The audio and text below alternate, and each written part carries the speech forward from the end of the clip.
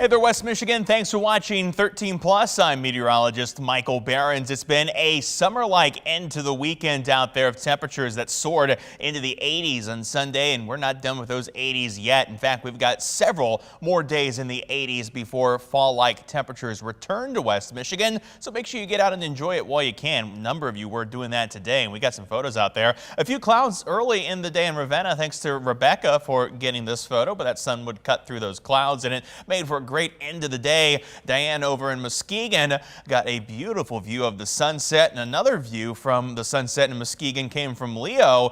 Great view there, looking out over the water with the boats as the sun went down. A lovely one to enjoy across West Michigan. Of course, if you're out and you take any photos, we'd love to share them here at 13 on your side. You can send them to me on social media, meteorologist Michael Behrens on Facebook and at Mike Behrens WX on the X, Twitter, Instagram, and Threads.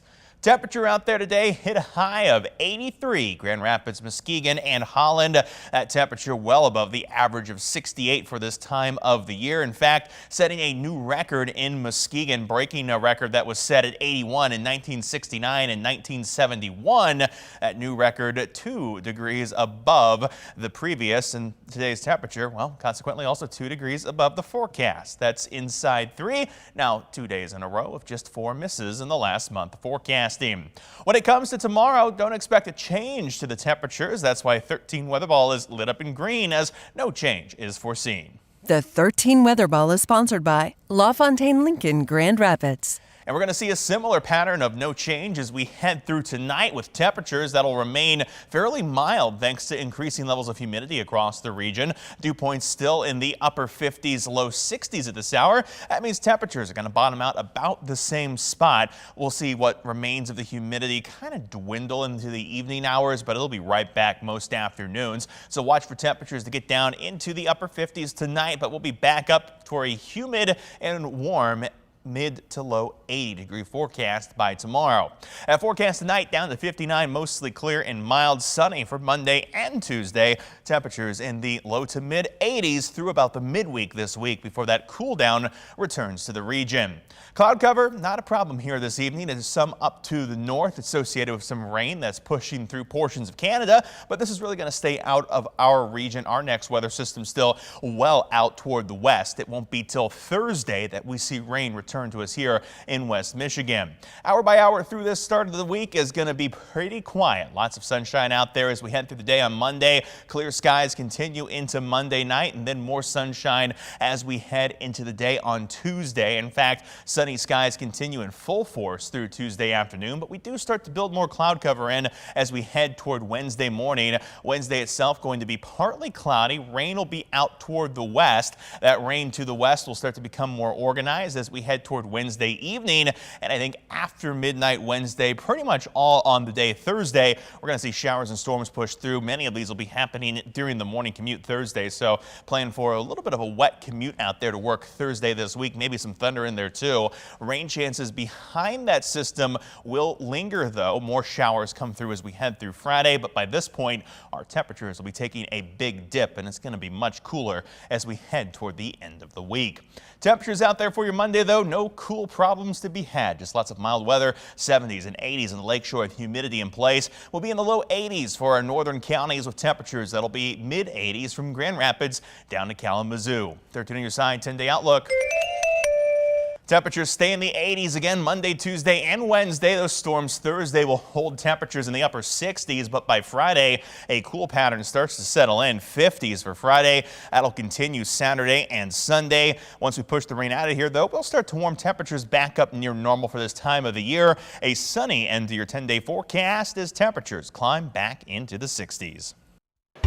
The 13 on your side beach and boating forecast, sponsored by AAC Credit Union. And now it's time for your beach and boating forecast. Enjoying that sun with some calm waters on Monday if you can make it over toward the lake shore. Waves of just about a foot for most of the lake, climbing as high as 2 on the northern end of Lake Michigan. Water temperatures, they remain cool, but we've seen some improvement with the warm weather pattern we're entering. We'll see water temperatures mostly in the low to mid 60s, some upper 60s as well. I wouldn't be too surprised if we see a 70 pop up somewhere along the lake shore between now and Wednesday's cool down. And now to an alert about a test weather alert. This week, FEMA's nationwide emergency alert system will be put to the test. The test is scheduled for October 4th around 2:20 in the afternoon. It'll be tested on radio, TV, and your cell phone. That means if you have those alerts turned on, you'll receive a test notification.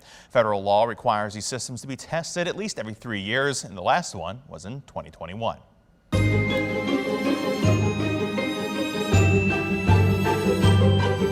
And fall may have just begun, but some are already counting down toward Christmas. But this year, there'll be one less thing you can do in Grand Rapids, as the Santa Parade has been canceled. The Grand Rapids Junior Chamber, who puts on the parade, made the announcement this past week. They say it's because of a recent unplanned leadership changeover and chapter capacity constraints. The parade was scheduled for November 18th, as it's always held the Saturday before Thanksgiving. According to its website, the annual parade is the second largest in the state of Michigan. It's usually held again the Saturday before Thanksgiving.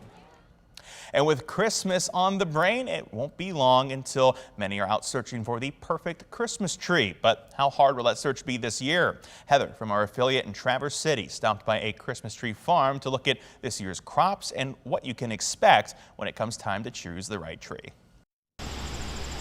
Michigan ranks third in the United States for Christmas tree production with more than 36,000 acres of tree farms. And Robinson Family Christmas Tree Farm in Grand Traverse County is one of those. And on our little operation where we have about 14,000 trees. But it's a year-round project. And that year-round project has to deal with year-round issues like the prolonged drought conditions this summer. The drought that we had early on in the summer affected the seedlings that we planted in the spring, of course. We don't irrigate here, so we rely on Mother Nature quite a bit. We do carry a little bit of water out to some of the trees to help them, but we did lose several seedlings. It didn't really affect the larger trees.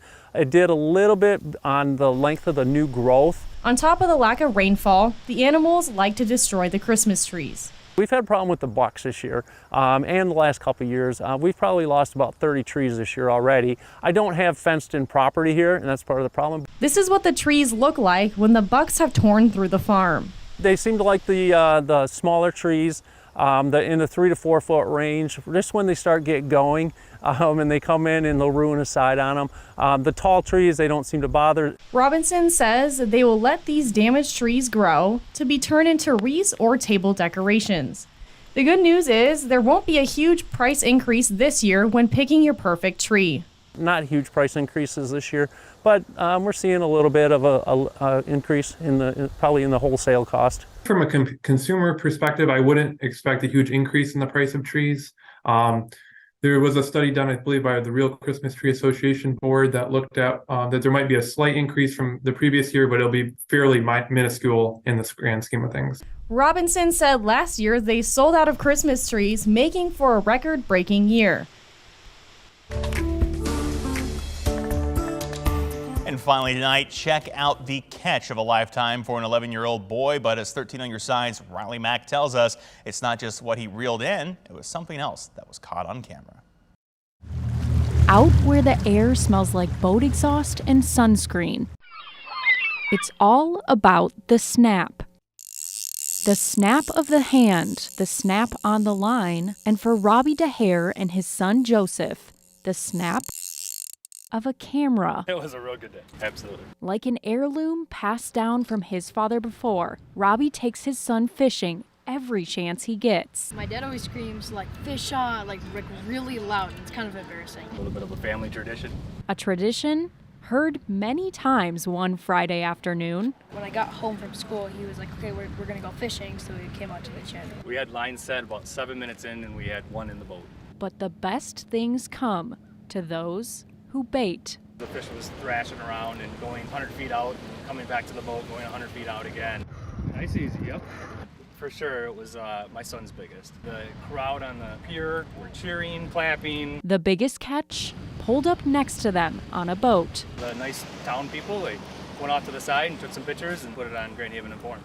A memory that took him back to the days of fishing with his dad, and so many others too. The comments just kept flowing and kept flowing. I think that touched other people, their father and son, fishing and sharing adventures. A father, his son, and the snap. You know, proud. Heard in their hearts. And thanks to Riley again for that story. Now that you're up to date with the latest forecast here in West Michigan and some weather and lake-related news, you can always find more online at 13onyourside.com or by downloading our news and weather apps. For now, though, thanks for watching 13 Plus. I'm meteorologist Michael Behrens.